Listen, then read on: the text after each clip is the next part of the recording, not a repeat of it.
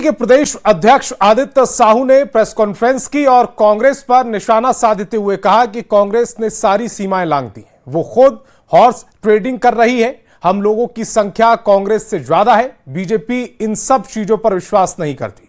कांग्रेस झारखंड को बर्बाद करने पर उतारू है। विधायकों को डरा धमका कर बाहर ले जाने की तैयारी की जा रही है। लेकिन कांग्रेस पार्टी सारी मर्यादाओं को तोड़ करके सारी सीमाएं लांघने का काम किया है और समाचार पत्रों के माध्यम से, आप जैसे लोगों के चैनलों के माध्यम से बड़ी बड़ी बातें बोलने का काम कर रहा है। भारतीय जनता पार्टी पर वो बोलती है कि हॉर्स ट्रेडिंग करने का काम भारतीय जनता पार्टी कर रही है। जरा उनको विचार करना चाहिए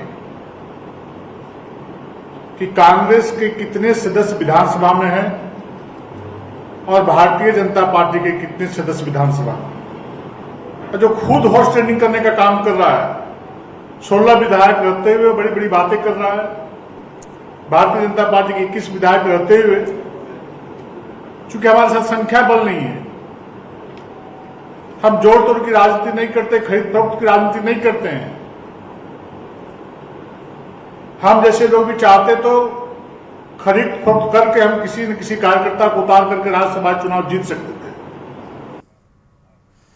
और झारखंड में राज्यसभा की 2 सीटों के लिए नामांकन प्रक्रिया पूरी हो चुकी है। राज्यसभा की दूसरी सीट को लेकर राजनीतिक सरगर्मी तेज हो गई और सभी दल अपने अपने उम्मीदवारों की जीत का दावा कर रहे हैं। इंडी गठबंधन एकजुटता का प्रदर्शन करते हुए अपने दोनों उम्मीदवारों की जीत सुनिश्चित बता रही है।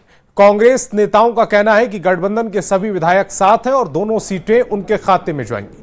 वहीं बीजेपी ने भी अपने समर्थित निर्दलीय उम्मीदवार परिमल नथवानी को पर्याप्त समर्थन मिलने की उम्मीद जताई है। चरित्र, चेहरा, चाल दिखता है भारतीय जनता पार्टी का। बहुत भूमिका बनाया इन लोगों ने। 5 दिनों तक राष्ट्रीय अध्यक्ष आ रहे हैं, ये करेंगे वो करेंगे, उम्मीदवार उतारेंगे। अंततः उम्मीदवार नहीं मिला इन्हें।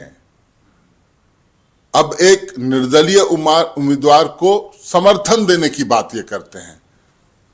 कहीं न कहीं भारतीय जनता पार्टी एक बार पुनः तमाम नैतिकताओं को ध्वस्त करते हुए जो शुचिता की बात करनी चाहिए थी, लोकतंत्र में जो होना चाहिए था, आंकड़े थे नहीं, फिर भी आपने ऐसा कुचक्र रचने का प्रयास किया है। देखिए, महागठबंधन तो मजबूत स्थिति में है ही, कहीं किसी को चिंता करने की जरूरत नहीं है। एक और आप देख रहे हैं कि बैजनाथ राम जी के प्रस्तावक माननीय हेमंत सोरेन जी बने हैं। दूसरी ओर हमारी कल्पना सोरेन जी जो है वो प्रणव झा जी के लिए प्रस्तावक बनी है। तो ऐसे में हम लोग की जीत सुनिश्चित है। महागठबंधन पूरी तरह से मजबूत है। परिमल नथवानी जी 2008 में और 14 में झारखंड से राज्यसभा के सदस्य चुने गए हैं और निर्दलीय चुने गए हैं। तो कुछ न कुछ सोचकर ही आए होंगे। वहीं राज्यसभा चुनाव को लेकर सियासी पारा चढ़ा हुआ है। विधायकों को तेलंगाना शिफ्ट करने की चर्चाएं चल रही हैं, जिसको लेकर पूर्व कांग्रेस अध्यक्ष राजेश ठाकुर ने बड़ा बयान दिया। उन्होंने साफ किया कि विधायकों को राज्य से बाहर ले जाने की कोई योजना नहीं है। यह सब बीजेपी द्वारा फैलाई गई अफवाह है। गठबंधन पूरी तरह से एक साथ है, एकजुट है। हम तेलंगाना ले जाएं, झारखंड में रखें और कहीं ले जाएं, ये सारी बातों की जन्मदाता भारतीय जनता पार्टी है। भारतीय जनता पार्टी अफवाह उड़ाने में मास्टर है और उनको ऐसा लगता है कि इस तरह की अफवाह से उनका फायदा होगा। तो उनका तो उम्मीदवार भी नहीं है, तो हम समझते हैं वो किस लिए इस तरह की हरकत कर रहे हैं, वो समझ से परे है।